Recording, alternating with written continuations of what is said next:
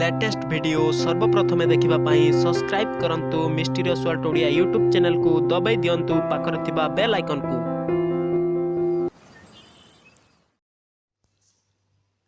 Hello friends, mysterious world Odia रो आउ गोटे नूतन अध्याय को आपण मानकु स्वागत। फ्रेंड्स, आज ठारू आमे नूतन वीडियो सीरीज आरंभ करबा को जाउछु, जहा आपण माने आमर चैनल रो करेंट अफेयर्स प्लेलिस्ट रे पाई परिवे। आम सहित जोड़ी हेबा पई आम चैनल को सब्सक्राइब करंतु, वीडियो को लाइक करंतु, सांग मानक सहित शेयर करंतु। चलंतु डेरी न करी आजिर टॉपिक स्टार्ट करिवा।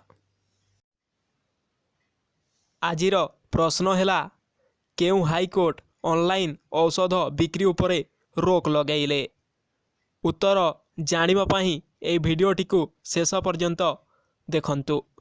किछि दिन पूर्वे दिल्ली हाईकोर्टर निर्देश अनुसार आम देश में ऑनलाइन बिक्री होतिबा औषध गुड़िकरे प्रतिबंध लगाई दिया जाइछि।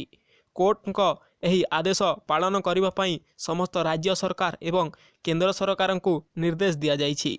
एही निर्णय नैछंती जस्टिस राजेंद्र मेनन एवं बीके राव खंडपीठ।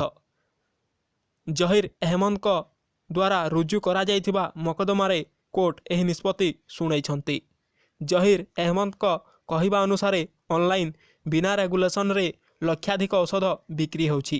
एथिमध्यरु अनेक गुड़िए औषध डाक्टरों बिना परामर्श रे लोके सेवन करुछंती, जहा फल लोके असुविधार सम्मुखीन होउछंती।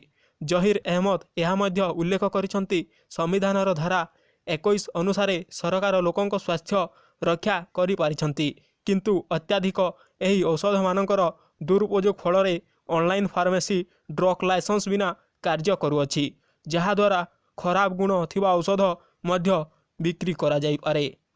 आशा करुछि कि एही वीडियो आपण मानकु भलो लागिथिबो। आपण माने मध्य आजिर प्रश्नर उत्तर पाई सारिथिबे। आजिर प्रश्नटीर उत्तर हैला दिल्ली उच्चतम न्यायालय।